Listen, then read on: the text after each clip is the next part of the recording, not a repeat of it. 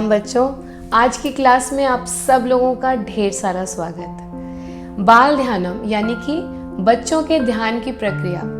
आज इस क्लास में पहले चैप्टर में आप सब लोगों का तहे दिल से स्वागत है। क्या ये प्रक्रिया, ये क्लास सिर्फ बच्चों के लिए, बड़े इसे नहीं कर सकते? ऐसा नहीं है, पर हाँ बच्चों के लिए ज़्यादा हितकारी है क्योंकि हम इसको बहुत बेसिक से लेकर हायर लेवल तक लेकर जाएंगे। बच्चों के लिए क्या चीज़ें सबसे ज़्यादा इम्पोर्टेंट है उसके ऊपर हमारा फोकस रहे। सबसे पहले बात करते हैं कि बाल ध्यानम यानी कि बच्चों को ध्यान करने की आवश्यकता है ही क्यों? ध्यान की क्या आवश्यकता है? हम बचपन से सुन रहे हैं कि ध्यान से पढ़ाई करो, ध्यान से कार्य करो। ध्यान से अगर हम किसी चीज़ को करते हैं तो ऐसा क्या हमें महत्वपूर्ण प्राप्त हो जाता है? आइए मैं एक्सप्लेन करती हूँ एक एग्जाम्पल से। मान लीजिए कि मैं इसे देख रही हूँ बहुत ध्यान से। ये एक छोटा सा गुच्छे के समान लगता है जिसमें कुछ पत्थर लगे हुए हैं। जब मैं बहुत देर तक इसे ध्यान से देखती हूँ तो ये मुझे पूरा का पूरा दिखाई देगा। यदि अगर मैंने अपना ध्यान इसके ऊपर जो ये पत्थर है इसके ऊपर केंद्रित कर दिया, फोकस कर दिया, तभी भी मुझे ये पूरा का पूरा दिखाई दे रहा है। कुछ समय तक मुझे काले पत्थर, सफेद पत्थर सभी दिखाई देते रहेंगे। फिर धीरे धीरे करके इसके आसपास की हर चीज धुंधली हो जाएगी और मुझे दिखेगा मात्र ये सफेद पत्थर। इस सफेद पत्थर के ऊपर ये गोल्डन कलर की तार है।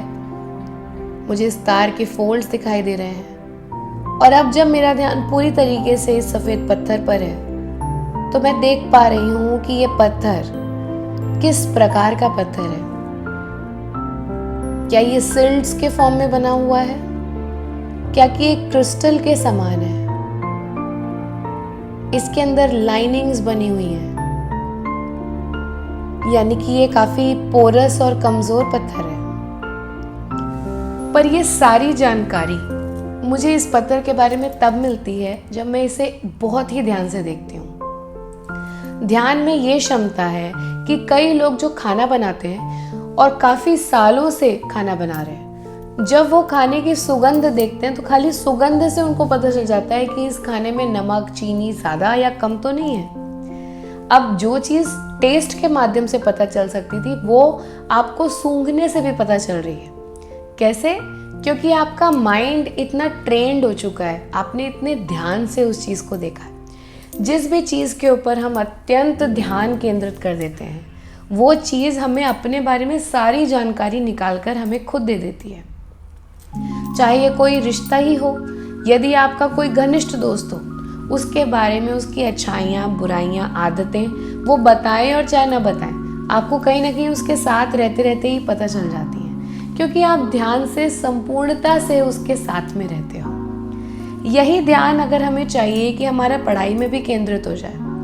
यदि आप चाहते हैं कि आप कोई चीज़ जब पढ़ रहे हैं, याद कर रहे हैं, तो वो आपके लिए एफर्टलेस हो जाए। आपको ऐसा नहीं हो कि आप ध्यान से उसे देखेंगे, पढ़ेंगे और सिर्फ उसमें लिखा हुआ आपको याद रहेगा, बल्कि वो किस पन्ने पर था, वो किस किताब के अंदर लिखा हुआ है, जब आपने वो पढ़ा था तो उस समय आसपास का मौसम कैसा था, किस प्रकार की ध्वनि आप सुनाई दे पा रही थी, किस प्रकार की सुगंध आपकी नाक में जा रही थी। ये सारी की सारी जानकारी तक आपका दिमाग रिटेन करे और जब आपको ज़रूरत हो तो आपको निकाल करके दे। इसके लिए आपको ध्यान रखना अत्यंत आवश्यक है। अब बहुत सारे लोगों ने ये ज्ञान तो दिया कि भाई ध्यान रखना चाहिए, ध्यान से काम करना चाहिए, पर ये ध्यान करें कैसे? तो आज मैं आप लोग को एक प्रक्रिया यहाँ पर सिखा भी दूंगी। इस प्रक्रिया को करने के लिए आपको कुछ नहीं करना है। जब आप अपना अध्याय पढ़ने के लिए बैठ रहे हैं, चाहे वो क्लास में हो या घर पर हो, या आप उसके पहले बैठ करके 2 मिनट के लिए आपको ये अभ्यास करना है। अदरवाइज आप सुबह में जब सोकर उठते हैं तभी भी आप ये अभ्यास कर सकते हैं। तो इस अभ्यास को करने के लिए आपको कहीं पे भी बैठ जाना है। अपने लेफ्ट हाथ के ऊपर अपना राइट हाथ रखेंगे और दोनों जो आपके थम्स हैं उनको आपस में टच कराइए और इसको गोदी में रख लीजिए। अब आपको अपनी स्पाइन की पोजीशन को सही करना है। ना ऐसे स्लाउच करके बैठना है, ना ऐसे अकड़ के बैठना है। एकदम लूजली इरेक्ट, कंफर्टेबल तरीके से बैठ जाएंगे। अगर आप क्लास में बैठकर कर रहे हैं, आप अपने पैरों को नीचे लटका सकते हैं। अगर आप घर में कर रहे हैं तो अपने पैरों को फोल्ड करके भी कर सकते हैं। अब आपको सिर्फ एक चीज़ पर ध्यान देना है, अपनी सांसों पर, ब्रेथ पर। जब आप शुरू में सांस ले रहे हैं, आप प्रक्रिया में बैठ रहे हैं, तो अपनी एक उंगली से अपनी नाक के नीचे लगा करके चेक करिए कि आपकी सांस लेफ्ट से ज़्यादा डोमिनेटेड है या राइट से, मतलब सांस किस तरफ से ज़्यादा बाहर निकल रही है। जैसे मेरी अभी लेफ्ट से ज़्यादा बाहर निकल रही है, तो आप भी चेक करिए आपकी लेफ्ट से ज़्यादा बाहर निकल रही है या राइट से ज़्यादा बाहर निकल रही है। अब जब हम इस प्रक्रिया में बैठेंगे और सिर्फ अपनी सांसों को ऑब्जर्व करेंगे कि हमने सांस अंदर भरी, हमारा पेट फूल रहा है, हमारे सभी अंगों में सांसें जा रही हैं, हम ब्रीद आउट कर रहे हैं, सांसें बाहर छोड़ रहे हैं। और जितनी धीमी सांस आप ले सकते हैं, ऐसा सोचिए कि यहाँ पर एक पंख रखा हुआ है और आपको इतनी धीमी सांस लेनी है कि वो पंख हिलने ना पाए।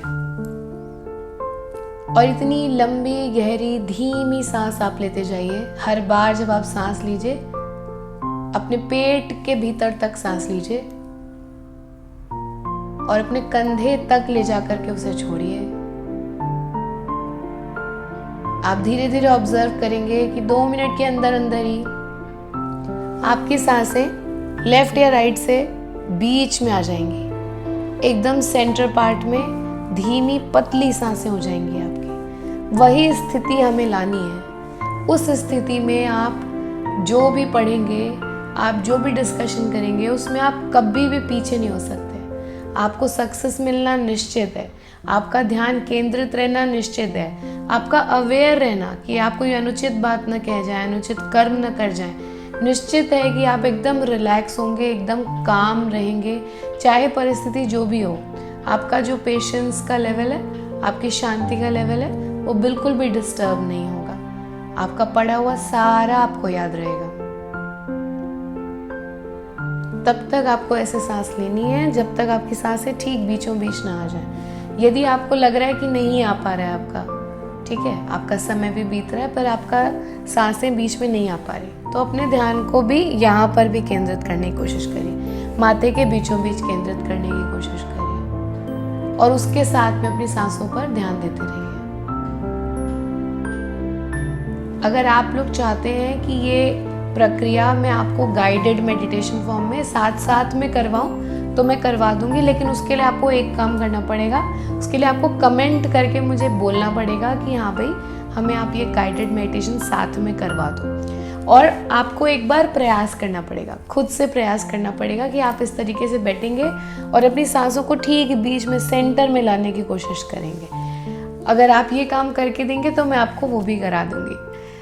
अच्छा, इसके सिवा आपको एक चीज़ और करनी है, वो आपके डिसिप्लिन से रिलेटेड है कि आपको एक समय निर्धारित करना है इस प्रक्रिया को करने के लिए। चाहे आप स्कूल में पढ़ाई शुरू करने के पहले करिए रोज़ 2 मिनट के लिए, चाहे आप स्कूल ख़त्म होने के बाद जब घर में आते हैं और घर में रिलैक्स करके फिर अपनी पढ़ाई करने, सेल्फ स्टडी करने बैठते हैं, तब करिए 2 मिनट के लिए।